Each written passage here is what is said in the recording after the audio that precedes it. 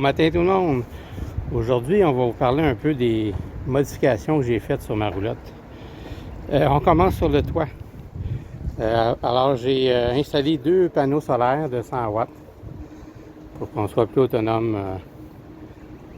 en boondocking. Ensuite, ici en arrière, on a une petite antenne pour la caméra de recul.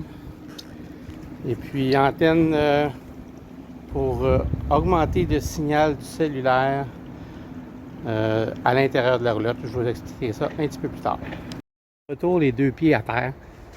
C'est ça mon système électrique. J'ai 2 panneaux solaires sur le toit de 100 watts. Puis j'ai aussi 2 panneaux portatifs qui sont dans le camion, comme on a vu hier, que je viens connecter ici, sur ces 2 plugs. Puis ça me donne 400 watts de solaire. L'avantage du portatif, c'est qu'on peut les déplacer au soleil quand la roulotte, elle est à l'ombre. Alors, tout ça avec 2 batteries de 6 volts qui sont dans ce compartiment-là, qui me donnent 235 ampères, dont 117 utilisables, parce que c'est des batteries au plomb. On peut en utiliser juste la moitié pour sans endommager les batteries à long terme. Et puis, ici, dans mon panneau de contrôle, j'ai un inverter 2000 watts avec, ici, je sais pas si on voit comme il faut là, j'ai mon chargeur solaire qui charge mes batteries. Puis de mes batteries, je peux soit faire marcher tout ce qui est en 12 volts dans la roulotte, ou avec l'inverter, tout ce qui est électrique, sauf chauffe-eau électrique puis air climatisé, peut marcher à partir de mes batteries. Alors la connexion jaune, c'est un câble qui s'en va à mon panneau de contrôle à l'intérieur de la roulotte pour distribuer l'électricité à travers toutes les prises de la roulotte. Et ici sur mon panneau d'eau, j'ai un filtre montant en permanence avec un régulateur de pression puis un compteur d'eau pour savoir la quantité d'eau que je mets dans mon réservoir ou que j'ai consommé. Vous avez peut-être vu aussi sur l'autre vidéo là, ma carte qui est pas bien remplie à date. On espère en remplir pas mal sur ce voyage-ci. Ici à l'extérieur, j'ai mon système d'attache, un Pro Pride 3P, qui est une attache spéciale qui simule le même comportement qu'une fifth wheel, c'est-à-dire que la résultante des forces est en avant de l'essieu arrière du camion, ce qui fait qu'il est impossible avec un système comme ça d'avoir du louvoiement de la roulotte. L'autre avantage, c'est que je n'ai jamais enlevé mes barres de force de sur l'attelage. Il reste là en permanence. Puis ici, l'ajustement de la tension des barres de force se fait avec une drill ici en tournant ça. Puis ça augmente ou diminue la force sur les barres de tension. Petite chose qu'on ne voit pas ici, c'est que sous mes tanks de propane, j'ai 2 senseurs qui me donnent mon niveau de propane soit sur une application cellulaire ou un petit moniteur à l'intérieur de la roulotte qu'on va voir un petit peu plus tard. Ici, je me suis fait un petit tube qui est gradué et puis qui sert à vérifier la quantité d'eau qui me reste dans ma roulotte. Parce qu'on sait tous que les indicateurs d'eau de roulotte, c'est jamais bien précis. Alors, ce que je fais, c'est que je rentre mon boyau ici dans mon entrée de réservoir d'eau, puis il est connecté en dessous de la roulotte ici, sous le réservoir. Donc, ça me donne, avec les systèmes des vases communicants, ça me donne un niveau plus exact de l'eau gradué en 5 gallons. J'ai installé la hausse blanche qu'on voit.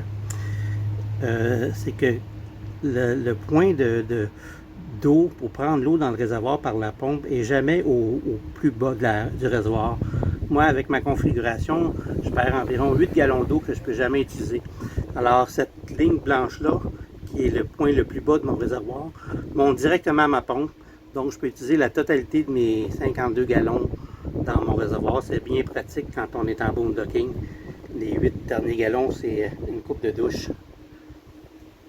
Et à votre gauche, le réservoir, la petite valve qui est là, au-dessus au bleu, c'est l'overflow du réservoir. Puis en roulant, ce qui se produit souvent, c'est qu'il y a un siphon qui se fait, puis on peut perdre jusqu'au tiers de notre chargement d'eau sur la route.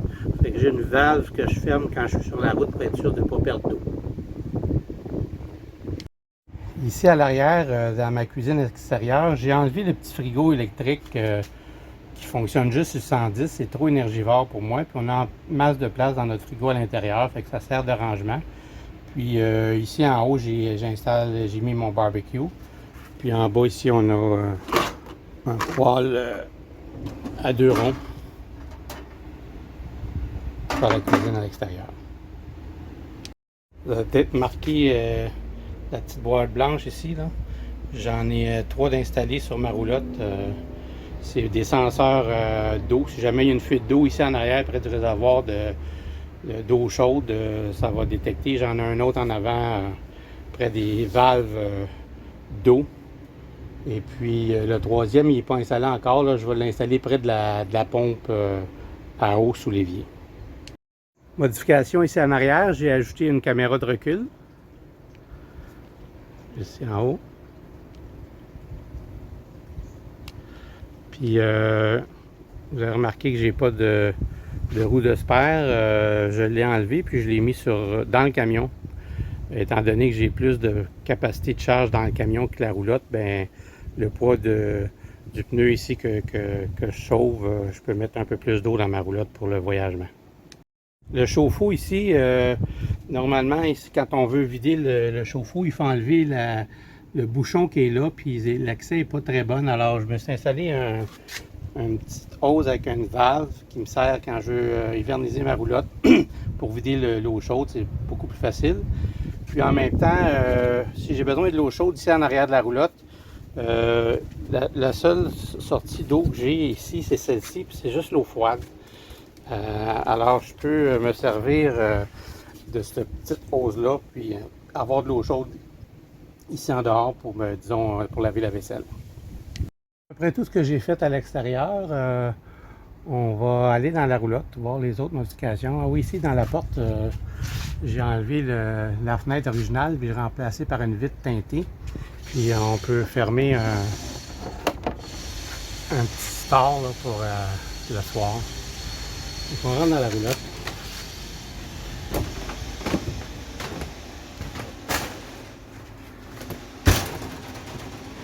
Ici, vous aviez vu peut-être sur un autre post, j'ai enlevé mes bunks, le bunk du haut, puis la partie du bunk du bas aussi. Fait que ça nous sert de rangement durant notre voyage. Manteaux, tous les manteaux imperméables sont là. On va avoir différentes températures. Quand on va aller en altitude, on risque d'avoir besoin de nos manteaux d'hiver. Ici, j'ai rajouté 2 petites plaques de bois avec des crochets pour mettre les clés. C'est pas besoin de monter jusqu'en haut dans la roulotte pour prendre les clés à tous les fois. De dehors, c'est juste à la hauteur des bras. Ici, j'ai un ventilateur que je viens juste de relocaliser ici en arrière. Originalement, il était dans la chambre. Alors, il peut être encore dans la chambre, mais ici, on peut l'utiliser ici sur les batteries.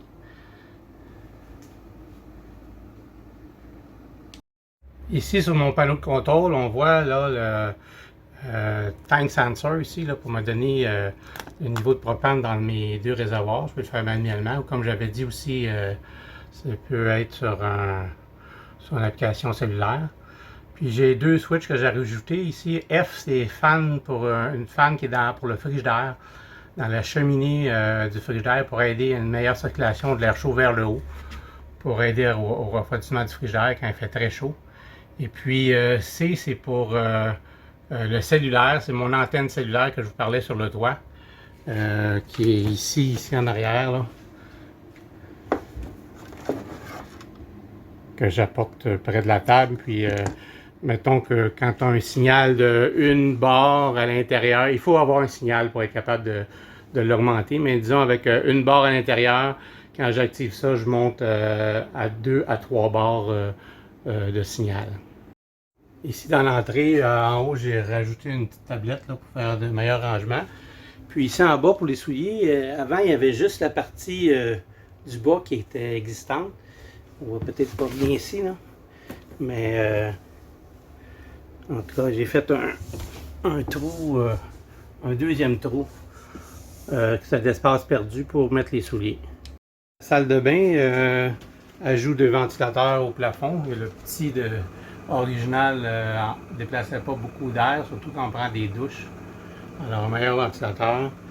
Ajout de plexiglas pour retenir toutes les choses pour pas qu'ils tombent. Même chose dans la pharmacie, rajout de plexiglas.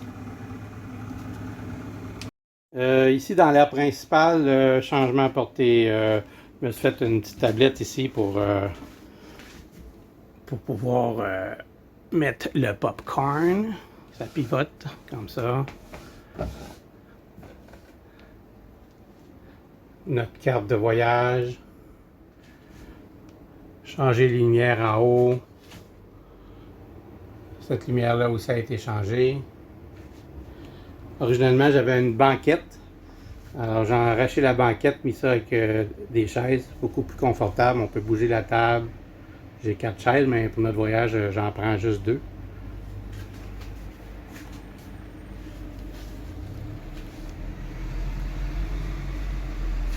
Ici, un petit thermomètre qui prend la température intérieure du congélateur et du frigidaire. Ici, thermomètre température extérieure et intérieure. Dans le frigidaire, installation d'une fan pour faire circuler l'air, puis ça améliore la circulation. Pas la circulation, mais pour que le froid soit plus uniforme à travers tout le frigidaire. Ici, j'ai mon Berkey. C'est un filtre à eau avec 2 cartouches de charbon qui filtre pratiquement n'importe quelle eau puis qui la rend potable. Alors, l'eau que je mets dans mon réservoir, peu importe où je la prends, que ce soit potable ou non, rivière, ruisseau, étang, je passe l'eau que je veux boire dans cette chose, dans ce Berkey-là.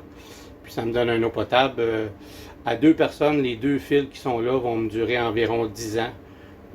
J'ai payé ça aux alentours de 300 $. Fait que c'est pas mal rentable. Puis avoir de se casser la tête ou prendre de l'eau potable. Dans la chambre, qu'est-ce qu'il y a de modifié ici?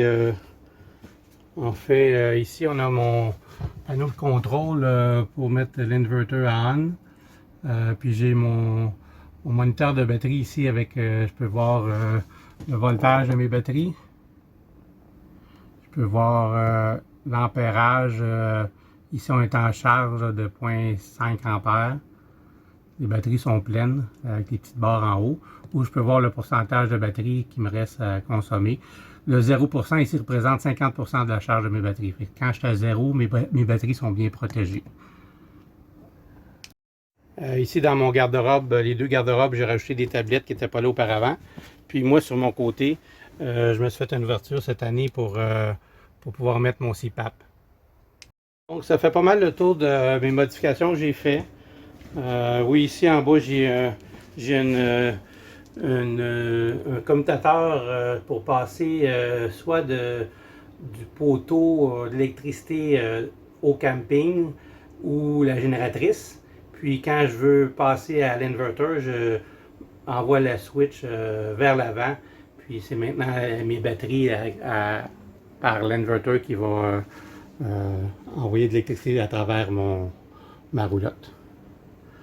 Puis on finit ici par notre horloge de retraité, l'aiguille rouge qui est un bien important qui nous indique les journées, parce qu'en retraite, on ne sait plus quel jour qu'on est. On se reparle un petit peu plus tard. Bye bye!